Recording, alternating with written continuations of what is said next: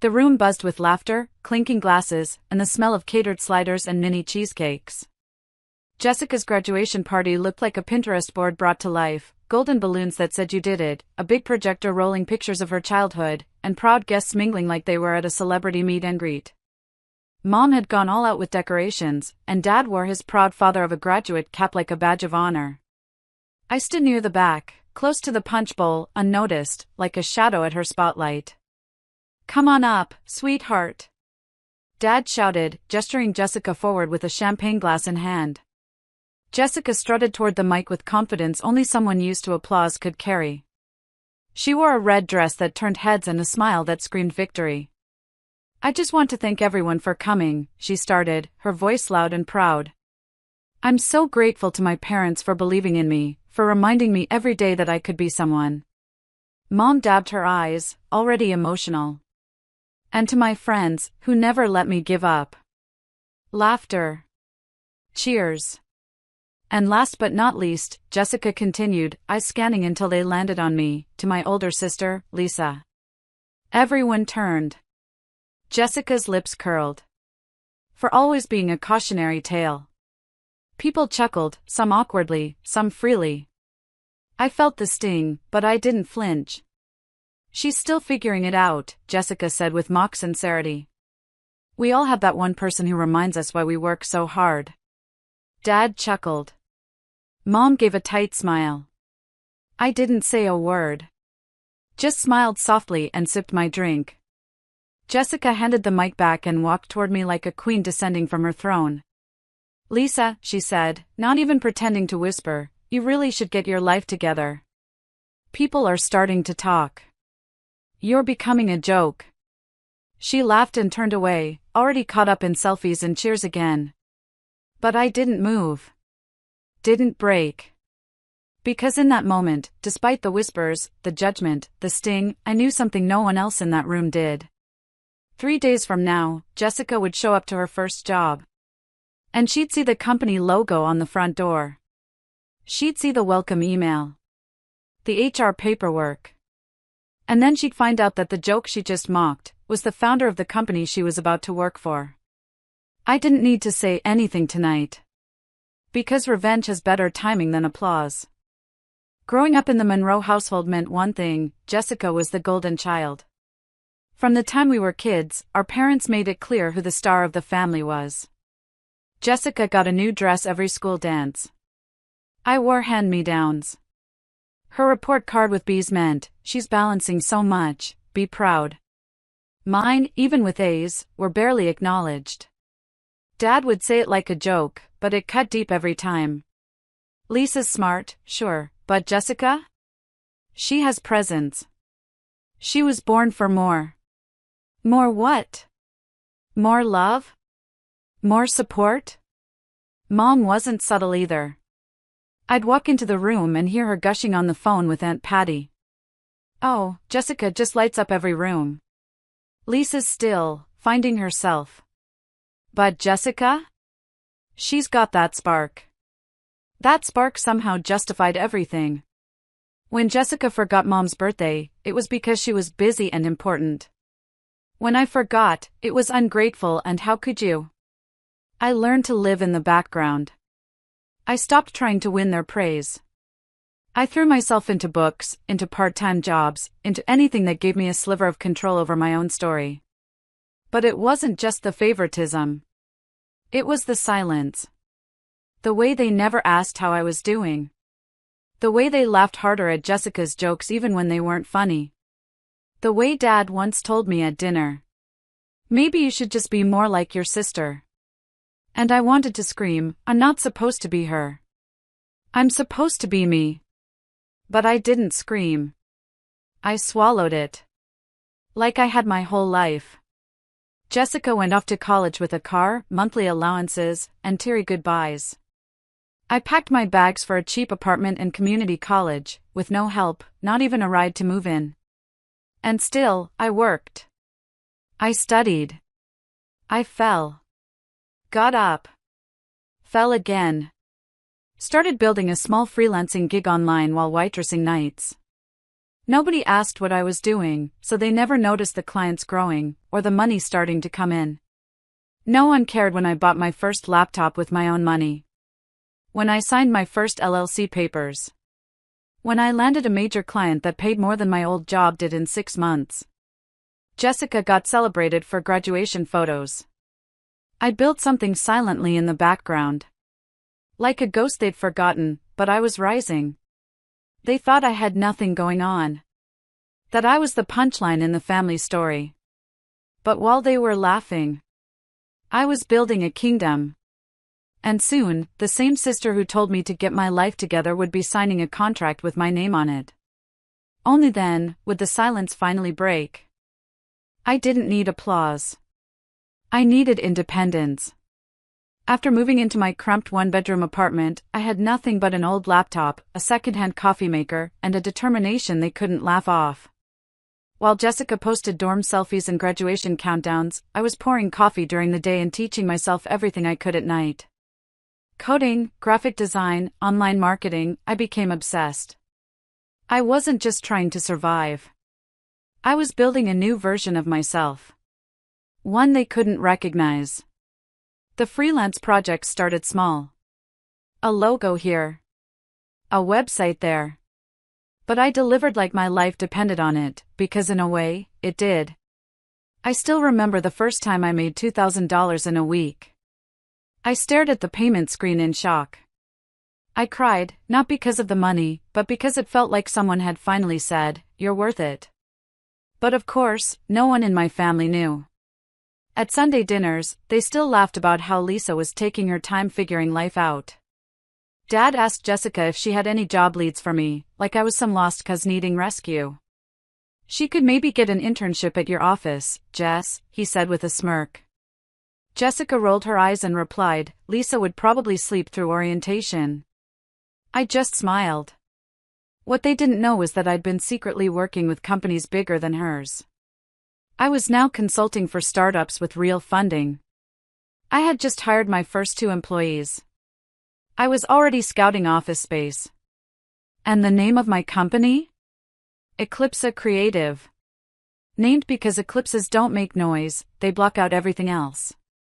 I'd go home from those dinners and work until 3 a.m., watching my bank account slowly grow. I wasn't just making rent, I was saving, investing, planning. While Jessica walked across her graduation stage in heels and fake eyelashes, I quietly signed the lease for my office downtown. Nobody clapped when I hung up my first company sign. No one brought flowers. But I stood in that empty space with a lump in my throat. Because I knew. I knew who I was becoming. I wasn't the shadow of my sister. I was the woman who built herself from scratch. And the sweetest part? Jessica's first post-college job offer came from a cool startup she was raving about, the very one I had acquired during a quiet buyout deal 2 weeks earlier. She didn't even know yet. My name wasn't public. Not yet. But the moment she stepped into her new office, my presence would be waiting for her, in every policy, every design, every inch of that company's DNA. She told me once I was becoming a joke. But what's funnier than thinking you're the boss, only to realize you're nobody's sister signs your paychecks? Revenge wasn't loud. It was calculated. And I wasn't done yet. It was a sunny Monday morning when Jessica started her first day at the company she couldn't stop bragging about. Over the last week, she'd posted Instagram stories showing off her new business outfits, her desk accessories haul, even the overpriced coffee she'd picked up on the way. Manifesting boss girl energy, her caption had said. She had no idea she was walking into my world. I made sure to keep everything quiet. I'd kept my name off the company website. My office? Behind a frosted glass door on the top floor, one only executives had access to. The team knew who I was, of course, but everyone had been briefed. No one was to mention me to the new marketing hire, not yet. Jessica arrived full of energy. She walked into orientation like she owned the place, probably thinking she'd impress her supervisors and climb the ladder in no time. And to her credit, she had charm. She always knew how to make people laugh, how to take up space, how to shine. But charm only gets you so far when the person reviewing your performance already knows everything. From the moment she joined, I monitored her quietly. Not to sabotage her, but to understand her. How she worked. What her strengths were. What her weaknesses were. She submitted her first presentation late. She brushed off feedback from her team lead. She complained in the break room about the annoying systems we used, which I had personally designed. Still, I didn't say a word. Not yet. A week later, the company held a quarterly staff meet and greet, an internal gathering where all departments came together, including executives. Jessica showed up wearing a bright pink blazer and that same arrogant smile. My parents came too. They'd been invited by Jessica, of course, who told them, "You have to see where I work. It's a huge deal." They walked into the event like royalty, expecting another proud moment where Jessica would be the star. But the energy shifted when I entered the room. People stood a little straighter. Heads turned. The CEO of one of our client partners shook my hand with admiration. A few newer employees whispered, "Is that her?" while Jessica's face twisted with confusion. Mom nudged her and asked, "Why is everyone looking at Lisa?" And then it happened. The VP took the mic. He welcomed everyone and said, "Before we begin, we want to thank the person who built this company from the ground up. Our founder, Lisa Reynolds." My sister froze. Her champagne glass tilted slightly. My parents looked like they'd seen a ghost. The applause felt like thunder, but I barely heard it. I walked to the front of the room, met my sister's eyes, and smiled, the same smile she once mocked at her graduation party. She didn't clap. Neither did our parents. They just stood there, frozen in disbelief, as the truth sank in. I wasn't a joke. I was the reason this company existed. And they had walked straight into my kingdom, without even knowing. The room buzzed with excitement, but the thrill in the air wasn't mine to bask in. No, it was all about Jessica, how she'd walked into my company thinking she'd made it, only to find out she was walking into the lion's den. But what I saw wasn't surprise. It was the look of someone who'd been exposed. Jessica's eyes narrowed, her face flushed as her mind raced. She didn't even notice the VP nodding at me, giving me the floor. "Lisa, you have any words for us?" he asked with a warm smile, practically unaware of the storm brewing on the other side of the room. I stood there, as calm as I had been the entire week leading up to this moment. "My sister?" She stood, stiff as a board, her hand trembling slightly around her glass. She looked around the room, desperate for an escape, but there was none. She was caught. "Sure," I said, taking the microphone. "I built this company because I believed in the vision. And it's not just about profit or power. It's about creating something that lasts. Something that allows every person in this room to thrive." The room quieted, every pair of eyes locked on me. I wasn't just an executive. I was the creator of this empire. The same empire my sister had only just entered, thinking it was her place to dominate. But now, as the tension settled over the room like a heavy fog, I saw her struggle. She wasn't used to being second. She wasn't used to being anyone's equal. I made sure my eyes briefly found hers, letting her feel the full weight of the moment. I could see the panic settling in behind her confident facade. The humiliation was palpable, even if she didn't dare show it. Jessica opened her mouth, but nothing came out. She tried again, her voice shaking. "That's amazing," she said, barely audible. "I didn't know. I didn't know you were the one behind this." I just smiled softly.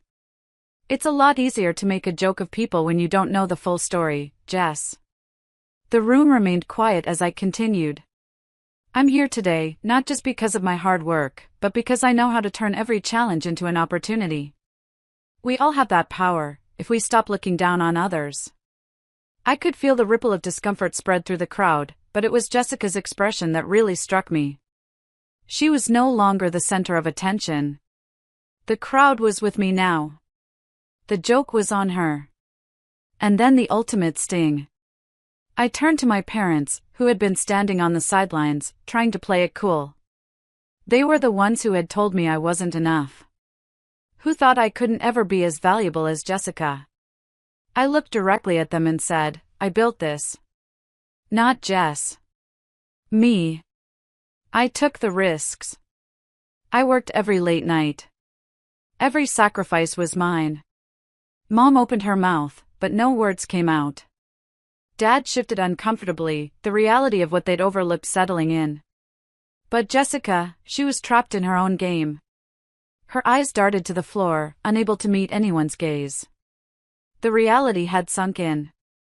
In that moment, I realized something. Revenge wasn't just about getting back at someone. It was about showing them who had the real power. And Jessica, my sister, had just learned the hard way. Sometimes, the joke's on the person who thinks they're in control. The silence in the room was deafening, almost suffocating. I could hear Jessica's shallow breath as she tried to gather herself, but it was no use. Everyone was watching her now. The tables had turned, and she wasn't prepared for this. Jessica, the golden child, had always been the one to bask in the spotlight. She was the one who always came out on top, with our parents' praises ringing in her ears. But today? Today she was the one standing on shaky ground, and I was the one calling the shots. You know, I said, letting the words linger in the heavy air, when you mock someone, you never really know what you're mocking. You see, Jessica, I built something here, something that you could have been a part of. But instead of offering your hand to help, you chose to belittle me. The anger in my voice wasn't just for her. It was for every time they'd belittled me, every time they had ignored my worth, just because I wasn't the man of the house. And it wasn't just Jessica, it was all of them who had discounted my potential.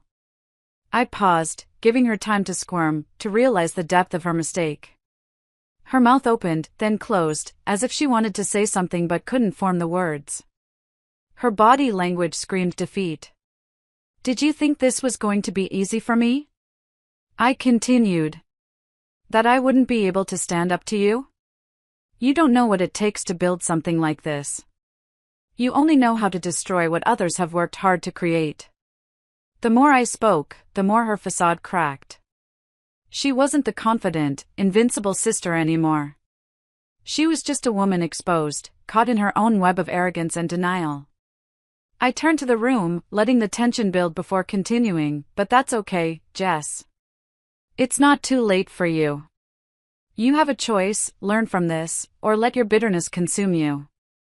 My voice was steady, but inside, I felt a surge of power. This was my moment. All the years of being second to Jessica were suddenly irrelevant. This was no longer about family. It wasn't about getting approval from anyone who'd ever looked down on me.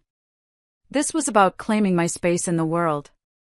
And I wasn't going to apologize for it. I made sure everyone in the room was still watching, still aware of the gravity of what had just unfolded. There was no going back for Jessica. She had been exposed, not just as someone who took things for granted, but as someone who didn't understand the true cost of success. And then came the moment I had been waiting for. I have a proposition for you, Jess, I said, my voice smooth, almost a challenge. You'll be stepping down as head of marketing for the next quarter. I'll be taking over. Her jaw dropped. She wasn't just losing face in front of our parents and colleagues, she was about to lose her position. The thing she'd worked for. The thing she'd thought she had secured in her mind. She tried to speak, but no words came out. Her cheeks turned an unhealthy shade of red, but she remained rooted to the spot, unable to move or speak. And here's the best part, I added, letting the weight of my words sink in. The company you thought was yours is actually mine. You've been working for me this whole time. There was a collective gasp. Jessica's knees nearly buckled beneath her, and she stumbled back a step, her face pale as she realized just how deep her mistake had gone. She had underestimated me. And now, she would pay the price. I turned to the crowd and said, I think it's time to move on. My sister will have to learn that in this world, actions speak louder than words. Jessica stood there, unable to even muster a single word of protest. Her pride had been crushed. Her dreams of always being the one on top shattered in an instant. And the silence that followed? It was the sound of victory. The aftermath of the confrontation left the room heavy with silence. But for me, it felt like a weight lifting off my chest.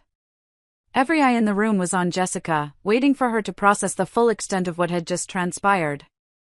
It was clear she hadn't expected this, not from me, not from anyone. She had always been the golden child, the one our parents could do no wrong by, the one who had everything handed to her. I had been the shadow, the one they would dismiss, telling me that I was nothing compared to her. But now? Now she was the one who was nothing. I could feel the eyes of our parents on me. I knew they were conflicted. For years, they had sided with Jessica, but now they were watching me, seeing me in a light they'd never seen before. My father's face was unreadable, while my mother looked like she had just witnessed the downfall of someone she had held up as perfect. But I wasn't looking for their approval anymore. This wasn't for them, it was for me. Jessica stood there, her body stiff, her face frozen in disbelief. She was trying to collect herself, but the shame was too much. Her whole world had just crumbled, and she was powerless to stop it. She had underestimated me, taken my silence as weakness, and now she was paying the price. You always thought you could get away with everything, didn't you? I said softly, my voice now calm, almost soothing. But now you'll see what it's like when someone finally stands up to you. Jessica's eyes filled with anger, but there was no fire in it. She knew she had lost. It wasn't just the promotion, or the position she thought was hers, it was everything. She had built her identity around being the favorite, the successful one, the one who could do no wrong. But now, that identity was shattered. As she opened her mouth to speak, I could see her trying to regain some of the control she had lost. But the words wouldn't come. She was struggling to find her place in a world that no longer saw her as the star. And all I could do was watch as she fumbled, helpless. I turned away from her, fully aware of the eyes still on me. The room was still silent, but now the silence felt different. It felt like triumph. My journey from the overlooked, quiet daughter to the founder of my own company had been hard, but it had been worth it. I had faced every challenge, every setback, and every mocking comment with determination, and now I was standing here, stronger than I'd ever been. I guess it's time to say goodbye to your dreams, Jessica, I said, my voice tinged with finality. Maybe next time, you'll think before you belittle someone. With that, I turned to walk away, knowing that my victory wasn't just about the company or the power I held. It was about finally proving to myself that I could rise above the expectations and the insults. I had done it on my own, and no one could take that from me. As I stepped out of the room, I felt a sense of freedom I hadn't known before. The weight of years of being overlooked, ignored, and underestimated was gone. I wasn't just the quiet daughter anymore. I was Lisa, the founder, the creator, and the woman who had finally taken control of her life. And for the first time in a long time, I felt like I had won.